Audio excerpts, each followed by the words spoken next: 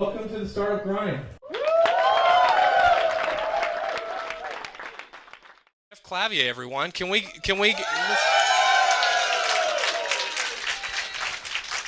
come on up? How you doing? Hey. Good to see you. How you doing? Good. So, and actually, before I introduce Jeff, let me just mention, and I'll probably do this again at the end. We have another event next week. We do the events usually monthly, but we didn't do one last month. The founder of Meetup.com, flying out from New York, Scott Haferman, is coming out. Is going to meet with us and do like a Q&A. And so, if you have any gripes about Meetup, like too many emails, which is a gripe I have, and I apologize for. And then next month, early next month, we have a guy named Rod Swanson, who you've never heard of, but you've heard of the product that he works on. He's the godfather of the Electronic Arts EA Sports brand, and he's going to come give this amazing. He's like the best presenter I've ever seen. He's going to come give this hour-long presentation about how to build an amazing consumer brand and get people to give you $60 a pop for an updated roster on a game of Madden. So excited to have Jeff. One of the Valley's most successful investors, and trained computer science degree in Paris, was a lead technical guy for several big companies, including Reuters and Ethics. He's funded a lot of companies that I'm sure you all touch every single day, like Get Satisfaction, Bitly, Ustream, Congregate, Fab, Bleco, Fitbit, SendGrid, which is one of my favorite startups. They're awesome site.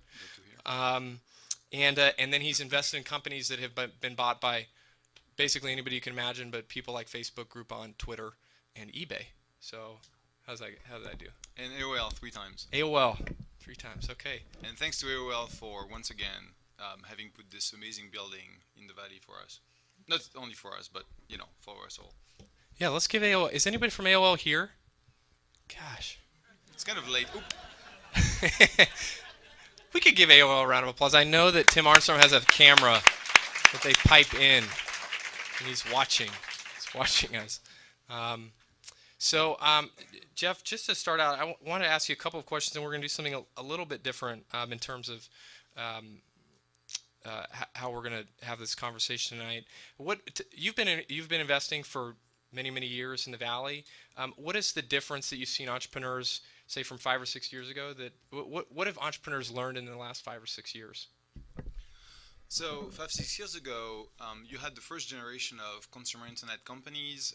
So we're looking at 2003, 2004, and it's basically the very beginning of, hey, we think that the internet as a platform is actually completely legit.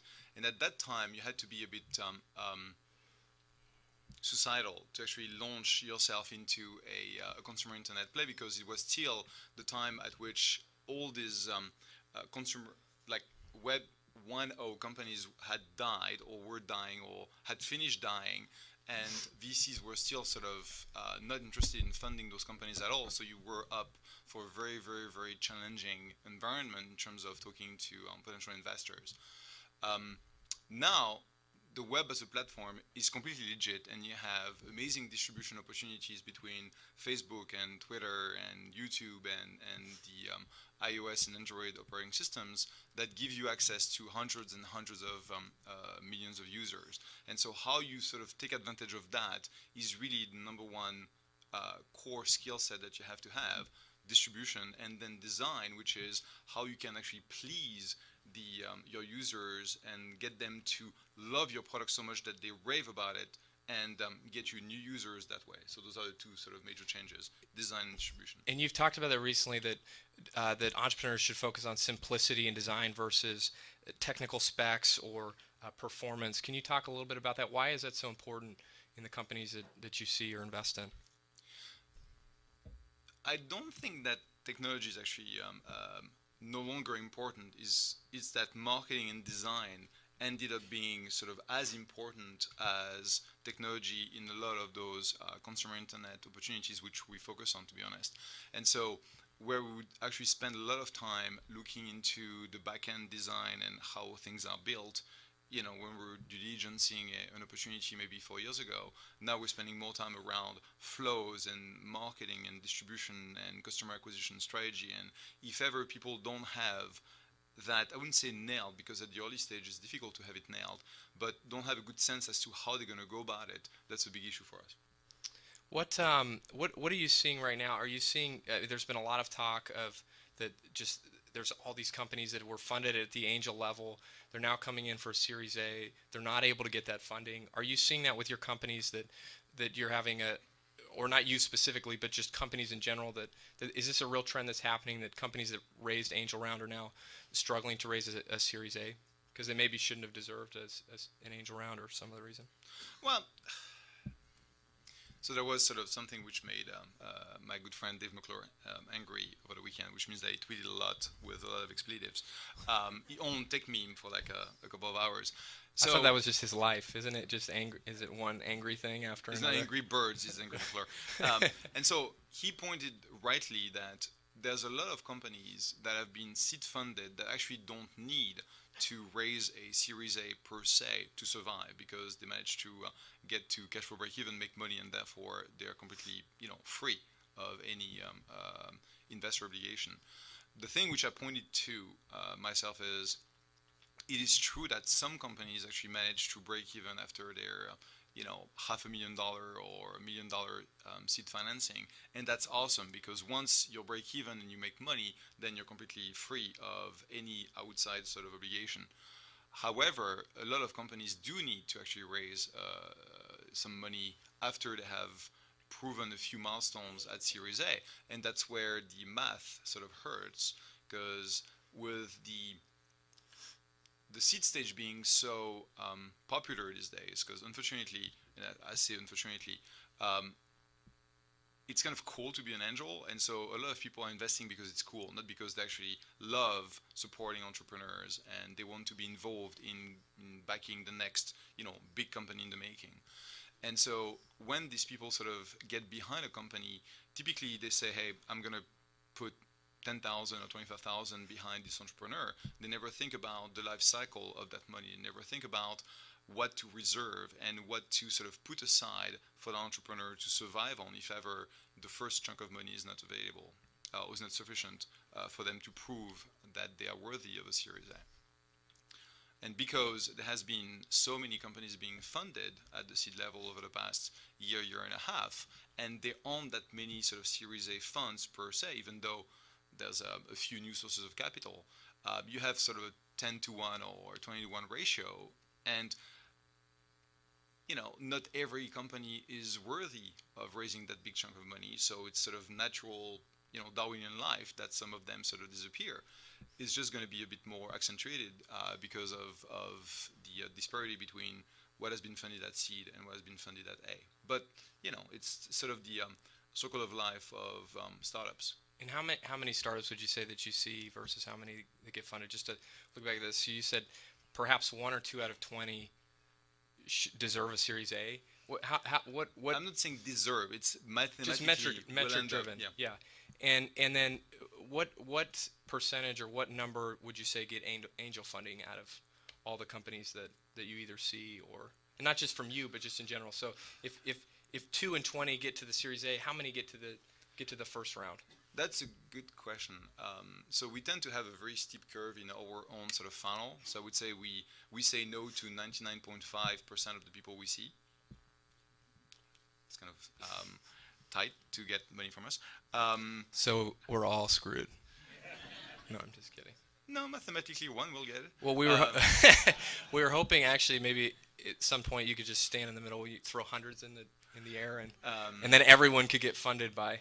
It's not Jeff the way Clavier. it works, I'm afraid. I don't know. I think we're so specific about what we fund and how we fund and the way we fund that I would say about 10% of what we see gets funded. Yeah. Because not everything that comes to us is worthy of even a seed funding. Some things typically are just not meant to be funded by investors. We get sometimes people trying to fund their movies, people trying to fund a concert. I mean, we see kind of interesting things sometimes, and not all the things are worthy of VC financing. People are trying to find some sources of capital, and angel and VC capital is really meant for things which have sort of a scale potential. So things which can really take off and become the next, Mint or Fab or something like that, where whatever you invest in, the next guy could potentially take it at 3 or 5 times the price and still be happy and interested in investing in it. I thought maybe we could, just in kind of talking to some of our members in the audience that we have, I thought it might be really interesting to walk through the kind of some of the nitty gritty details, like pull back the onion a little bit of how these things actually happen. Mm-hmm. And I was writing the questions for some of these things, and I thought this would be much easier if we actually not role play. Don't want to start doing weird role play, but if we considered for a minute, let's say I had a meeting with you, right? Let's say I'm setting myself up. I'm a founder. I'm an entrepreneur, and you and I get a meeting. That's where we start. We started a meeting. I assume. How did I get there? How did I, at the very basic level, did I get introduced? Did you respond to a tweet? How does that even happen? So so typically, if you get a meeting with us, you've already passed the 10 to 15% threshold. So a lot of people will reach out to us mostly by email. Don't reach out to us by phone, fax, cards, singing in front of our door, sending us a tweet, reaching out to my children, really bad, or sending someone sent me a card which was yay big, which got therefore stuck at the main Palo Alto sort of post office, and I had to go there, to grab it. And I remember the postman saying, "What the hell?" Didn't find that guy. So we get 200 to 300 opportunities roughly by email a month, and the ones that we really sort of pay attention to in priority are the ones which have been introduced to us by someone who's sitting between you and us. And that's typically one of your friends, fellow, alumni from your school or some colleague of yours or whatever, but someone who basically knows one of us, and, us is myself, my partner Charles, or Stephanie works with us, who's going to say hello and then get mobbed, and someone who basically knows us, who can vouch for you as an entrepreneur, saying, I've spent, a bit of time with that person and I understand what he's doing, and this is why I think he or she would be a good fit for you. And the reason why we use that sort of social proof of sorts is that we need to find a way to basically, cut through that deal flow of ours and figure out which of the 200 or 300 opportunities we should actually meet. Yeah. And we won't meet more than 30 or 40 people. So figuring out who sits between us, and the good news is that LinkedIn is a tremendous tool for that. You could also use Twitter and figure out who I tend to listen to, because I only follow like a couple hundred people. And though I'm not sure I would listen to the guys that I follow on Twitter if they were sort of introducing me a deal. But anyway, let's assume I do. And you find sort of that intermediary step between us that shows that you've actually done a minimum sort of research to sort of get to us. And even though it's really unfair to say, we won't look at cold calls or cold emails, that's the way we do it, because we just get such a volume. And statistically, in 7 years, I have never seeded or funded someone who had sort of reached out to us cold. So, it's a pretty good metric. Then we meet. Okay, so we meet. Yeah, so we meet. And what am I presenting? I might present, like, when you see successful. So if I'm doing a good job, am I presenting a beta? Am I presenting a launch product with metrics? Am I presenting a business plan? I'm assuming not. But tell me what I'm presenting that might catch your eye. So you got there because what you're proposing to do is sort of one of the main themes, or something that is sort of intriguing to us. Yeah. And so we'll take the meeting and say, And sometimes we'll take a half an hour meeting or half an hour phone call because it sounds interesting, but we're not sure, and we don't want to waste your time, and we sort of don't want to spend time on something that we don't think is sort of squarely in our sort of focus. So if you look at our website, softtechvc.com, two T's, you'll see that there is a pretty clear sort of set of buckets that we invest in, and you're welcome to sort of send something to us which is not exactly the kind of thing we do, because there's this others in the buckets. That means that we'll look at sometimes things which aren't sort of core to us. But if you have something in the mobile services economy, if you have something in vertical SaaS, if you have something in e-commerce, except deals, we don't do daily deals anymore. We'll sort of be happy to take a look.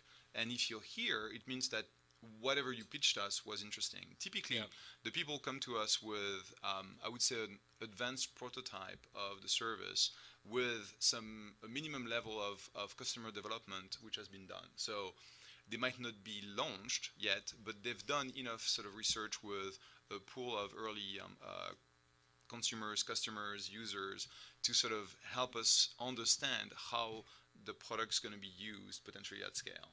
And then we'll want to understand. So we think about three things: team, product, and market opportunity. We call that, I made up the name, the 3 S's rule, if ever you've heard that, which is basically a smart-ass team building a kick-ass product in a big-ass market. And that's the secret of venture capital. If you understand that, you've understood everything. And so team is the one thing that is the most important, obviously, but not enough to us. We still want to see the product and how differentiated it is, and why you have sort of this passion for this kind of potential opportunity. And then, are you building, and this is really important to us these days, are you building a real company? Are you building something that will get to eventually, $50, $100 million in revenue? We're not asking for you to prove the revenue model early on, but we need to know that this is something that can actually, at some point, become a real business. Because traction-based businesses can be lucky, but we'd rather do something around transaction, subscription, and so on and so forth. That's what we're most comfortable with. If you're standing in the back, you can come stand along here. You're welcome to come sit in the front as well. So that's the first meeting. Yeah, so that's the first meeting. So one question on that is with the consumer. Yeah, so this last point that you mentioned, at that very basic level, even if I'm a consumer web product or business, you still expect me, or do you still expect me to have some level of monetization figured out, some level of revenue, or how I'm going to do that? I mean, how specific would I need to get on something like that if I'm coming in and presenting? We'll spend more time on your customer acquisition strategy and what you've sort of tried or proven in terms of getting users to come and visit and the cost of that. So doing very basic landing pages, using AdWords or Facebook ads and so on and so forth. Things which are completely easy and things that we expect you to actually have done. In terms of the business model, if we see that this is a freemium model, if this is a sub model, there's a bunch of proven sort of techniques to monetize. And so if you say this is what we plan to use and this is how we sort of have validated that people would be willing to pay for something, and we tried this landing page and people said yes, 5% or 3% or 7%, we understand that you understand what it takes to actually go through that monetization journey. If we ask, have you tried, to do some cohort analysis to see how your, 2 or 3 or 4 cohorts will actually potentially improve in terms of conversion, and you say, cohorts, what is that? Then you just shoot yourself in the foot. So it's much more figuring out that you have understood the basic mechanics of user life cycle than that we'll want to sort of spend time on. The monetization is obviously great if you have it, but we'll spend less time if we think that this is a model that we've proven in the past. We've done 110 investments in the past 7 years, so we've tried a few things that worked and many that absolutely didn't work. And so, I had that case 2 days ago where someone said, oh, we found that amazing opportunity that no one has thought of. We're going to help the browser extension market to monetize because they don't, and we found the way to actually make it happen. And I said, many have tried and they failed. It just doesn't work. That's why you don't see it happening. And the guy was like, oops. And so that's sort of we don't know better ever. We just have screwed up so many times that we just use that memory to analyze all the new opportunities. So I walk out of the meeting. I'm like, man, that went really awesome. I nailed it. And then what? Have you made a decision? I mean, how far along the path have you said, you know what, 70% chance I invest this guy, or zero? You know, can you? Oh, that's kind of weird. That was a sign that you was failed. not- You didn't get the investment. Is it because I'm bald? Light goes off. So what? I think they're right over there, actually, Spencer. If you want to try and hit one of them. So how quickly can you make a decision? Do you make a decision that quickly? I should say. Is it? Can you sit down and meet someone and say, I'm probably going to invest this guy or not? Or what is the next process? What is the next step? So think of us as so we've been doing this for 7 years now. Well, I've been doing this for 7 years, and this is going worse and worse. It's going to disappear soon. So we only do 1 to 2 investments a month, roughly 20 a year, and that's 20 out of 2 to 3,000, which means that we have ways to actually go through a process fast, but we'll never cut through the process. And so the process for us is, there's a team of 3, and everyone has to meet, and we try and meet, 2 people at a time, and then maybe the third person sort of meets in a second meeting. So we want to meet the entrepreneur or talk to the entrepreneur and make up our own mind independently, and then gather and share sort of the few things that we need to test or validate, and then we'll do a couple of reference checks, and we'll call potentially a couple of customers or people in our network who are experts in the field that we're investigating to get sort of a reference or a view. If ever, like it is, I'm thinking about this last investment opportunity that Steph and I have been working on, and we met 2 to 3 days ago. It's been sent to us with a very strong signal from one of our CEOs, who happens to be one of the strongest product CEOs we know on the planet. And so he said, this is a product which is awesome. This is why I'm actually using it, and I'm actually investing, and I'm joining the board. So thinking about strong signals, that's a hyper signal for us, because this is someone we respect highly, and guess what, is in the portfolio. And so Steph took the first call, I took the second call, Charles is going to talk to them on Wednesday, and we have 24 hours to complete our due diligence to make up a decision on Thursday morning. So from initial chat to decision, 6 days. That's pretty quick for really us. Quick. Some others, typically it takes 2 to 3 weeks. We try and make a decision from 10 to 10 days after the second meeting. So whoever meets second after the first meeting, which is kind of triage, we try and sort of give an answer, which is unfortunately most often no, after in that period of time, because you don't want to waste time on a fund that is going to pass. And in terms of the due diligence, so you might spend a day on that. You might spend 24 hours.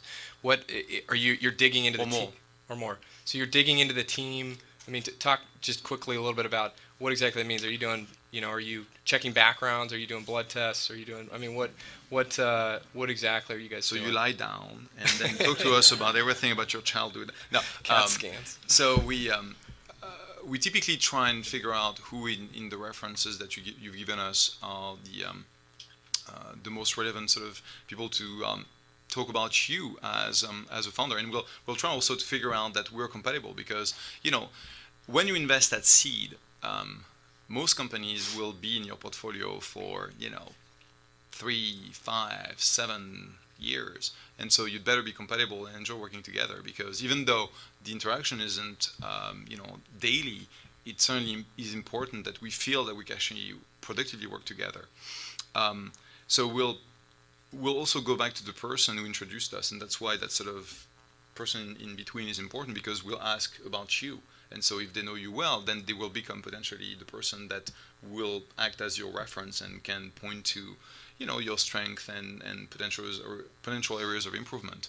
So that's the personal side. And then there is the market validation or the product validation, where the good news when you invest in 100 plus companies is that you have experts in your portfolio, pretty much anything in terms of technology, market, sector, vertical, or whatever. And so we go back to these people and we say, this is the opportunity, this is what we've been looking at, what do you think, or could you talk to that team and tell us what you think? So the sort of third party expert or third party sort of validation is also important to us. Okay, so just to recap, so I got through the first gate, which was to get a meeting with you via probably somebody you trust or somebody on your team trusts. Yep. You liked the meeting, you liked me potentially, you liked the idea, you liked the product. So then your partners, I also meet with them. Yep. I may or may not pass those gates. Then they start to do some due diligence on me. They dig in, they talk to references. I pass that gate. And then if the stars align, maybe you invest in me. And so, and then at that time we sort of how does that work? So like I mean, do you send a check? I mean, how does that work from that point of, hey, okay, we made this decision. Do we get on a call? What is the process? So we the team meets twice a week. We meet on Mondays 8 a.m. and on Friday 8 a.m. And Mondays are typically planning the week. So which are the companies in the funnel, and we have, this funnel management tool or deal management tool that has, whatever, 1,500 or whatever deals, because we started using it like 5 months ago. And so we look at the short-term funnel and which companies just got in and what we plan to do this week and which companies we think are going to be sort of the most important in the funnel. And we'll work through that funnel, and new companies will be brought in. And as we sort of progress with due diligence, there will be sort of new tasks and allocations or things to do.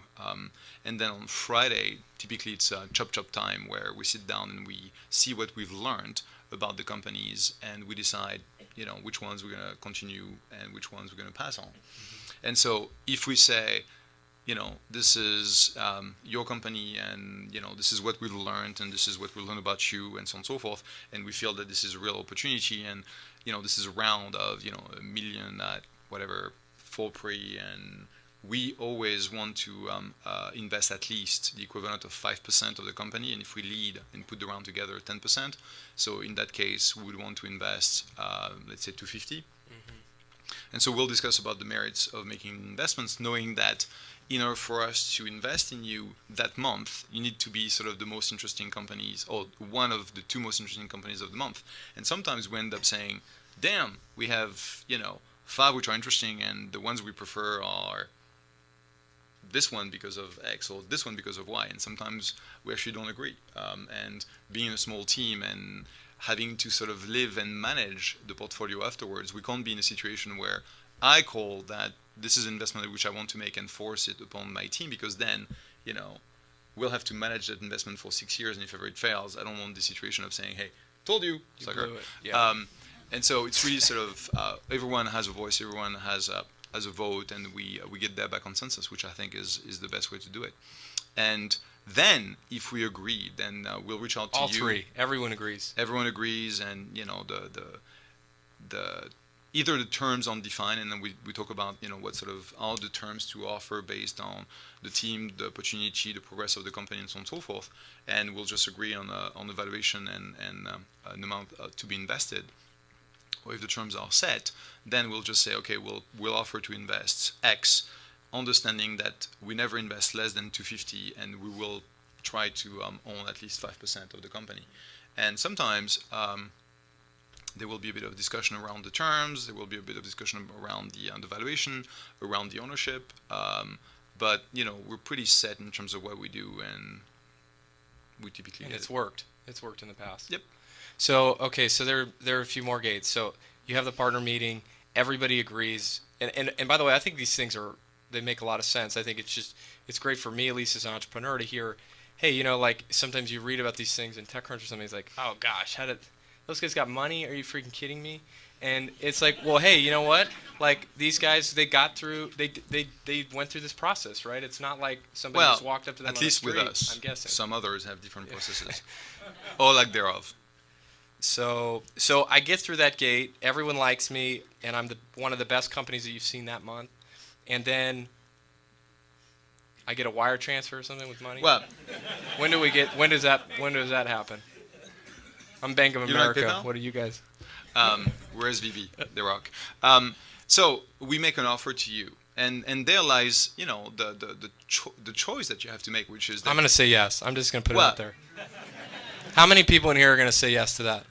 well, but think You're think, lying, everyone right? else. Because at the end of the day, you might be a really sort of hot company, and therefore you might have many options in terms of funding opportunities. You might have us, tell you we'll give you $500,000 at X, and this is how we can help.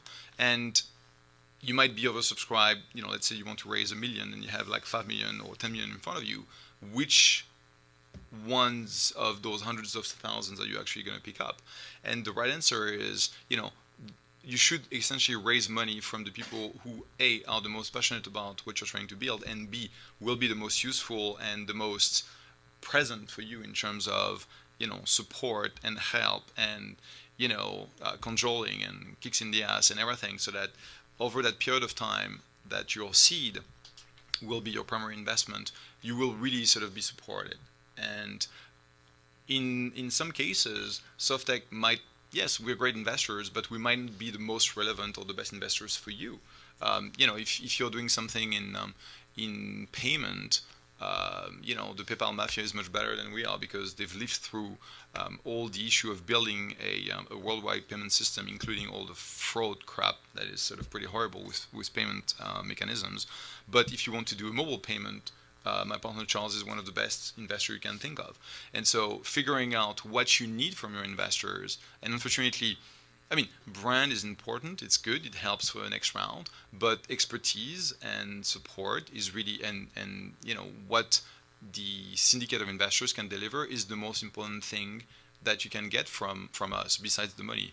The money is almost irrelevant, to be honest. It's a commodity. What matters is the help. And so it's not because we say yes to you that then you will say yes to us. You should, but just saying. What percentage of entrepreneurs would you say do not take an offer from you guys?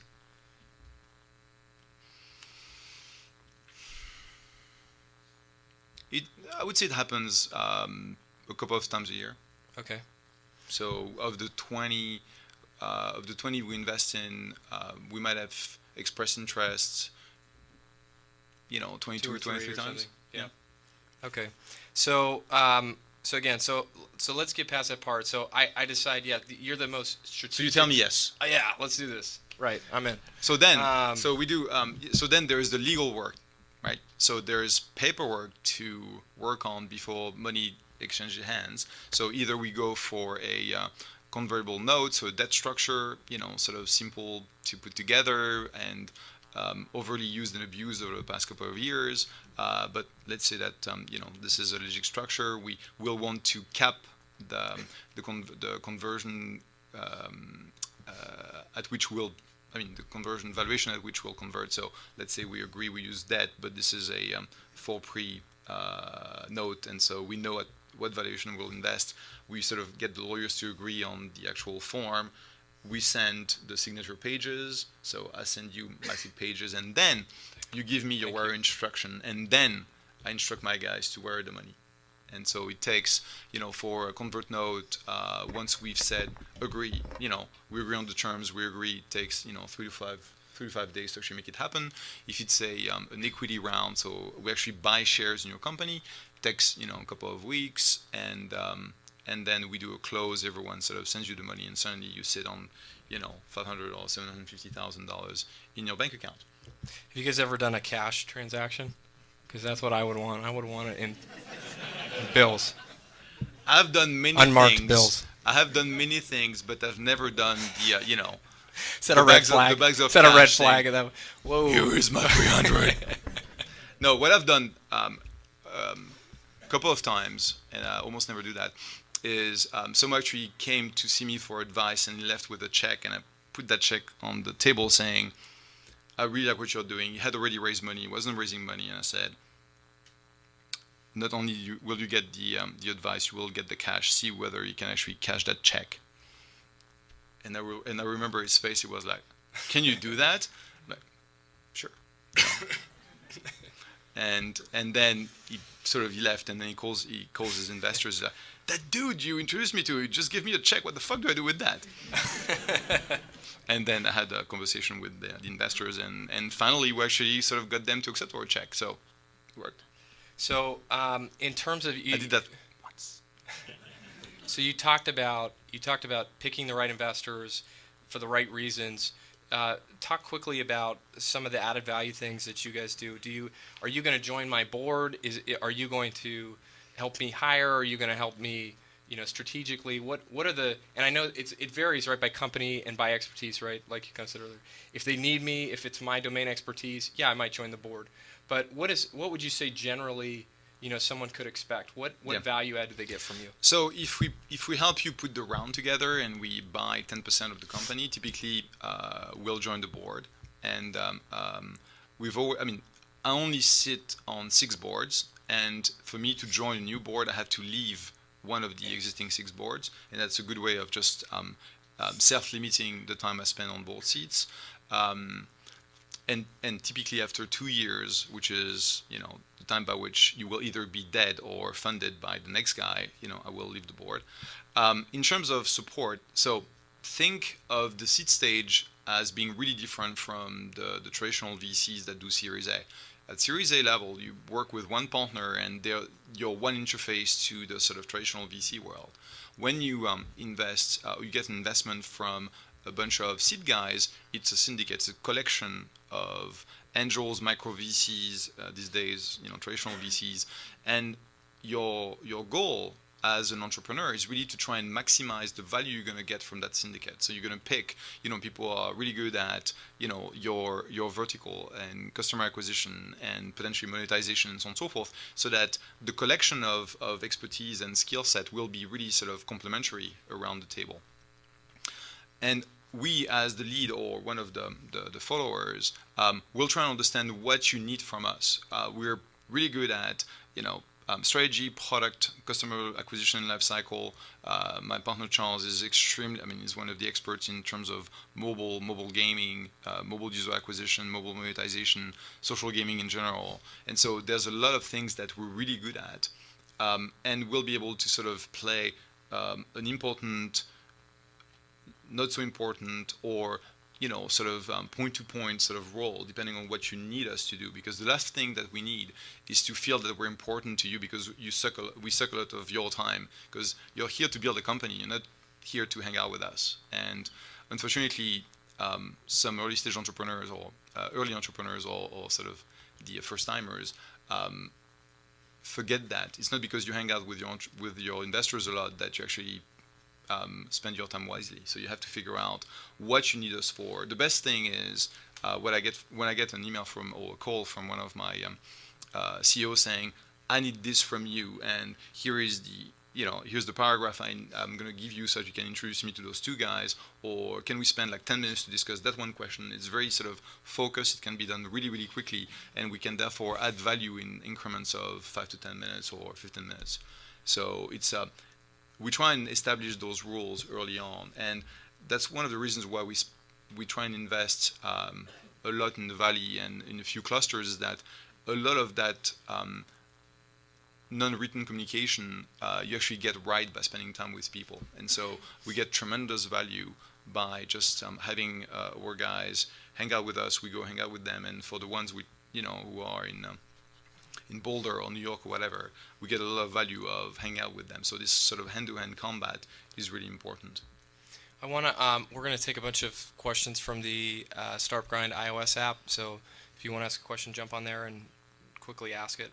But I want to ask you one thing before we do that. So I'm going to skip way ahead.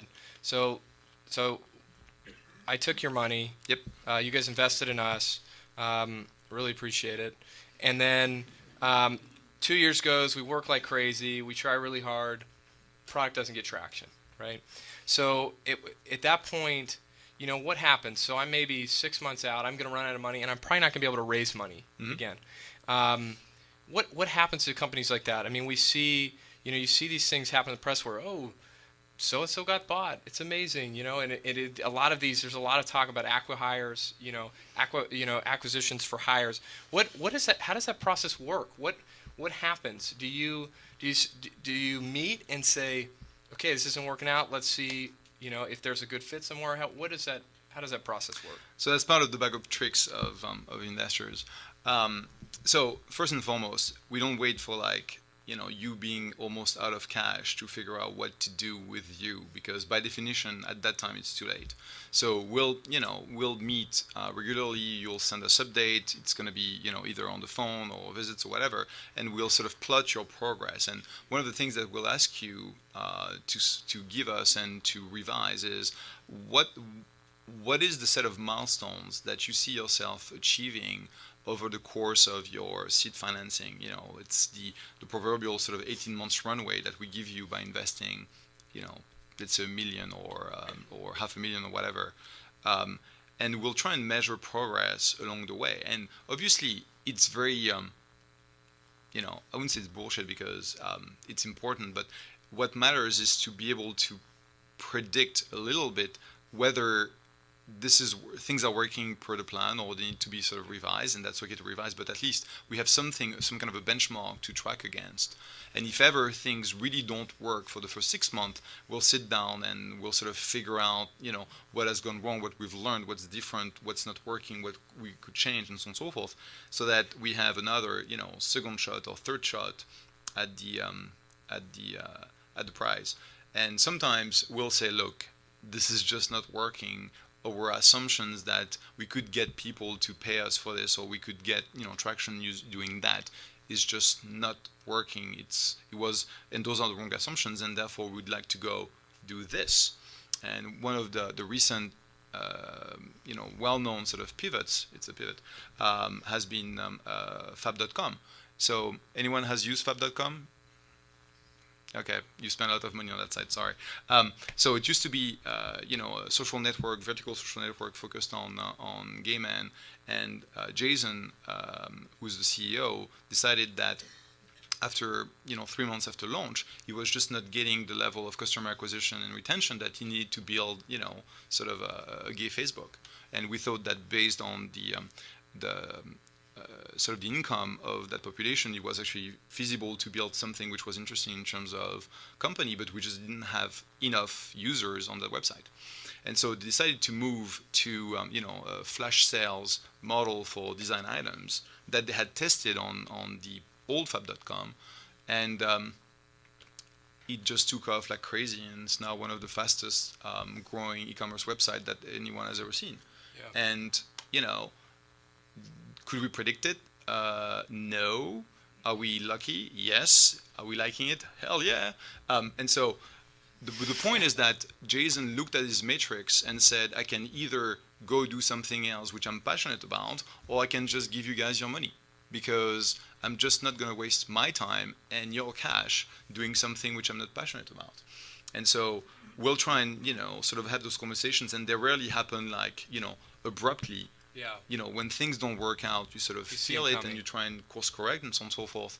And then to answer your question, after a year, if things haven't really sort of worked per se, or it's worked, but basically we know that 6 months later you won't be able to raise money, because if there's one thing that we have a good sense of, it's the pulse of money. Who's going to get funded and who's not going to get funded in the portfolio. And so if we think we have a decent shot, then we'll go for it, and we'll make all the intros, and we'll pitch you and pimp you and do all the things we do to actually make things happen.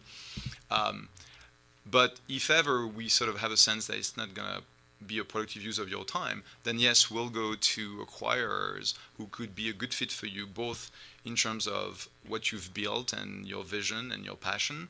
And if we sort of nail that equation between the potential acquirer and you, then typically will be a good outcome. And we've had certainly a bunch of good outcomes, and one of the most recent one is this company called GoodRec, which had a fantastic team of mobile developers who had built some kind of a Yelp recommendation engine on iOS, built a great product but never got the distribution, nailed, ended up being acquired by Groupon a year and a half ago. And depending as to how Groupon, fares, will return, half or a third of the fund that invested in this company just because of Groupon. So we were like tremendously lucky that we got that equation working, and we negotiated the deal that will work out for us. To be honest, that's the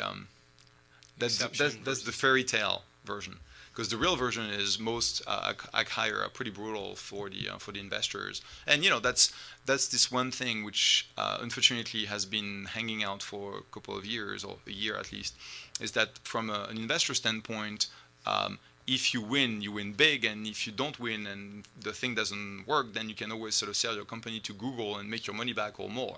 So it's a win-win, like Vegas. And so it's the good old days of, if you win, and if you lose, you just lose your money. And welcome to the reality of angels. Yeah. So 2 out of 20 maybe go on to raise a Series A or a larger round. Maybe they raise a Series A, they raise another round. What percentage of those would you say just completely die, and what percentage get acquired, by somebody? Is it? There's some companies, because of the capital efficiency of that cluster of companies, you could actually just reduce yourself to the bone and have like 2 or 3 guys and make enough money to actually survive and pay your bills, which is fine. Yeah. I mean, that's not dying, and that's certainly why you have a bunch of companies which have managed to just survive and stick around, and so on and so forth. The issue is that because they raise money in the first place, they will never be able to return, either capital or a profit on that capital, because the mental model for us when we look at something is that we invest, X, but we think that in the best potential circumstances, that thing we invest in will return, 10x, which is sort of the basic threshold or more, because given the number of companies that failed, the number of companies that return just capital or 2x capital or 3x capital, which doesn't matter, given that our own objective is to return the fund multiple times, and multiple times as in greater than 4, then we need to have companies that will make a lot of money to us, 10x, 20x, 30x, to make our own math work. And so a couple of questions here from the app. This one is from Mike. Is it still early in the game for mobile tablet entrepreneurship, or is the peak window of opportunity closed? I certainly don't see that the peak has been reached. Certainly tablets have done much better in terms of penetration that anyone anticipated, especially this thing. And so I've looked early at a couple of tablet plays, and I had the, in retrospect, stupid assumption that they were too early to be tablet-only type opportunities.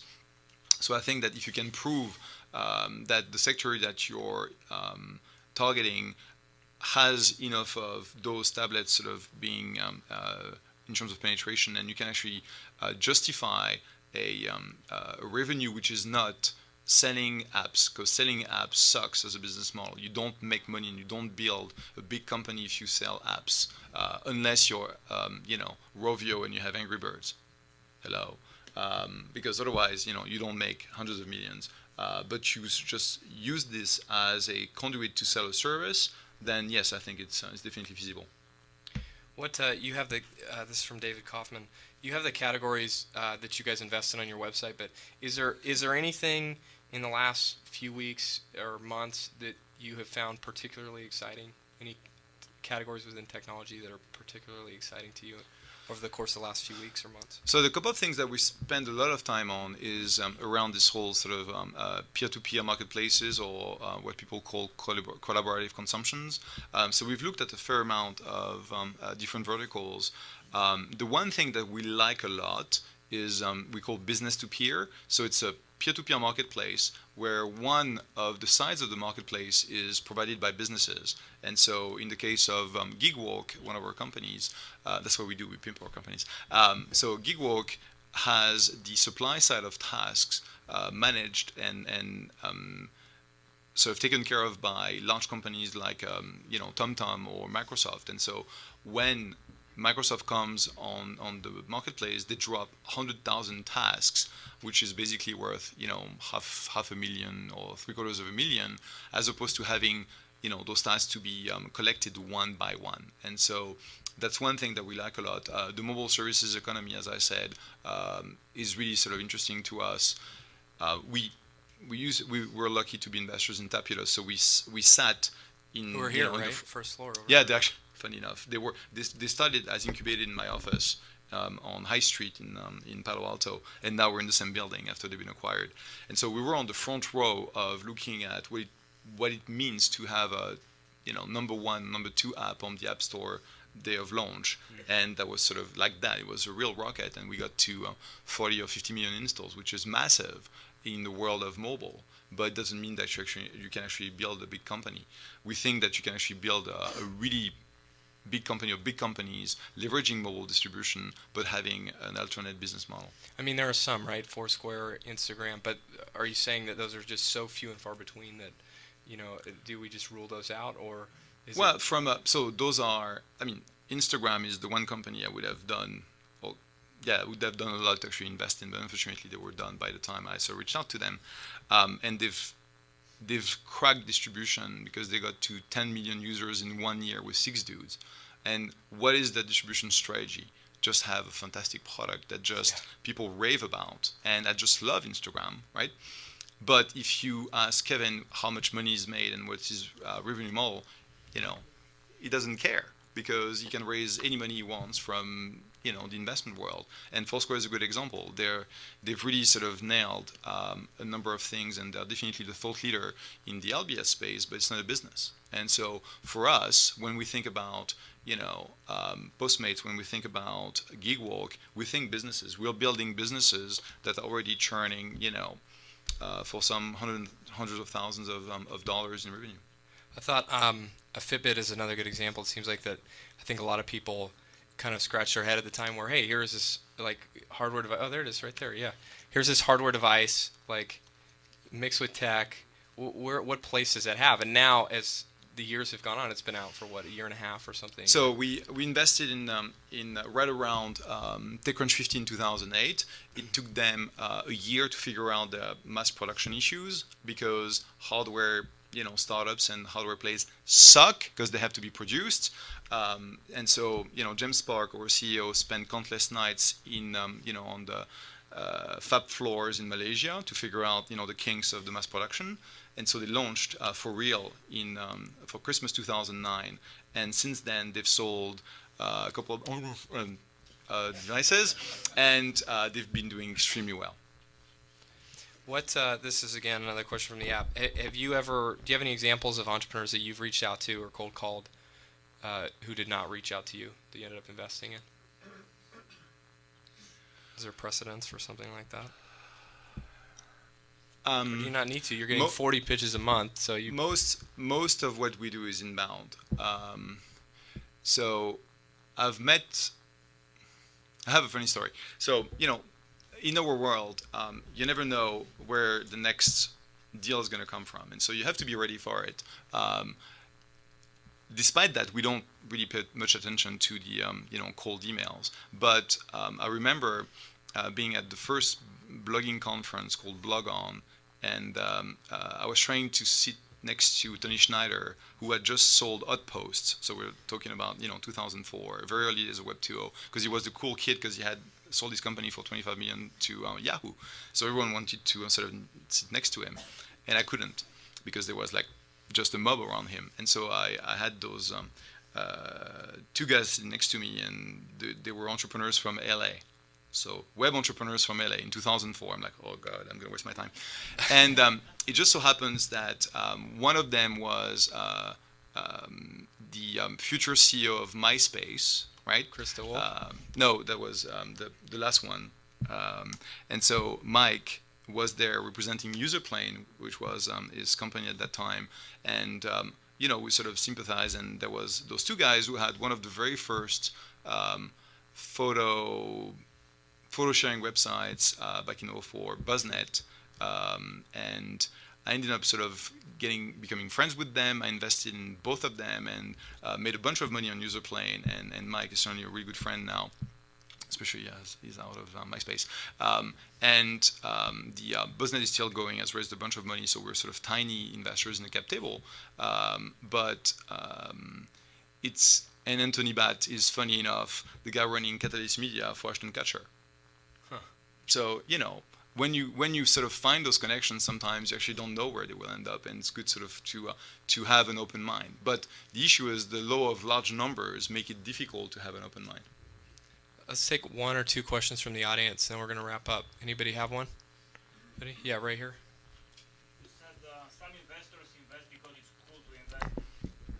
Is it cooler to invest in newer, cooler types of businesses, or in something that has been invested before, consumer internet, all that? Let me. How does the type of a startup play and how cool it is perceived as an investment? Okay, can I repeat this question so we get it on tape? If I can get it right.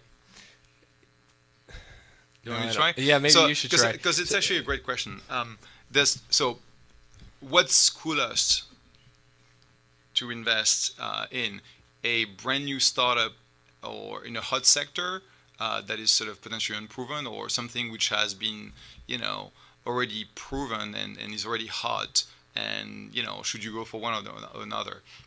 And so first and foremost, when people reach out to me and say, I want to become an angel investor, I want to invest, can I join your syndicate? I want to understand what motivates them, what drives them. And if ever it's to name drop, I invest in X, Y, or Z, the same way you would drop, the brand of your car or the name of your girlfriend, typically I don't have much patience for that, because at the end of the day, the reason why we do this is because we're deeply passionate about backing entrepreneurs and being there for them as they go through the ups and downs of entrepreneurship. And you might think it's bullshit, but it's true. That's why we do this, and that's why we work 7/24 at the same rhythm as our entrepreneurs. So the coolness of things is not really our thing.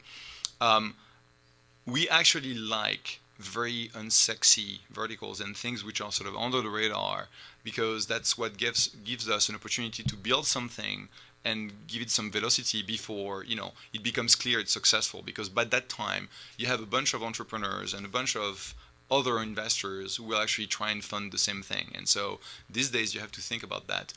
Typically something which is hot gets overpriced and competitive, and we just don't play in that game. Okay, let's do one more right here. We were introduced via mutual contact, and I'd like to know if we can talk after. Oh, awesome. This is why we don't take questions from the audience. That was a bit too personal. Yeah, let's do one more right here in the blue sweater, and then we'll wrap it up. So, how do you focus on the exit strategy also when you are reviewing the earlier proposal or something? Because you talked about team, business idea, and all that. So we spend a lot of time figuring out that there is a business opportunity for that startup. We never think about, okay, who's going to buy that from us? And actually, here's a tip. If ever you pitch someone like us, where we really don't care about the exit, if you give us, if you have a slide with the list of companies that are going to buy you, and the time frame, and the actual internal rate of return we'll extract from that, you just shot yourself in the foot. And I'll go with sort of the Sequoia approach. Sequoia believes that good things happen to good companies, and good companies are acquired, they're not bought. And so you really want to sort of get in there and think that this is the one thing that you want to do for the next 5, 7, 10 years, which is why the passion that we'll try and sort of understand chatting with you is so important, because you will have to break through walls and work on fire to actually make this thing successful, right? It's going to be hard. It's blood, sweat, and tears, but that's what ultimately gets you to a good situation where you have a company which is working, which is generating a lot of money, and has a market momentum, and has a bunch of and you can actually build a team behind. And at that time, something good will happen. And we've been some companies like Brightwall. We've been invested for 6 years, and Todd, the CEO, is still going for it, and he now has a very viable and inviable market position. And I don't think that unless there is a lot of money coming on the table, he would want to actually sell it. Same thing for Kevin Hart at Eventbrite. You can't attend an event without having the event powered by Eventbrite now, and Kevin will just take this thing to the moon and will put it in the public market. That's what he wants to do. Anything less doesn't matter. And so this sort of notion of short-term exitability is not really interesting to us. Whether we think that what you're building is interesting, whether we think that this is something that we can eventually take to someone in 18 months and raise a Series A on, we definitely ask ourselves that question, to be honest, because in this environment where we believe that it's going to get pretty tight to raise your Series A unless you're really sort of performing well, we're actually asking ourselves that. And if you are part of the few companies that meet with me, you will hear me asking that question, which is, how do you define success 12 months down the road? How do you think about yourselves? What do I look at when I look at your team and your company in 12 months' time? And it's not so much a guarantee, it's just trying to understand how you project yourself. Can we give Jeff a big round of applause for coming? Thank you so much.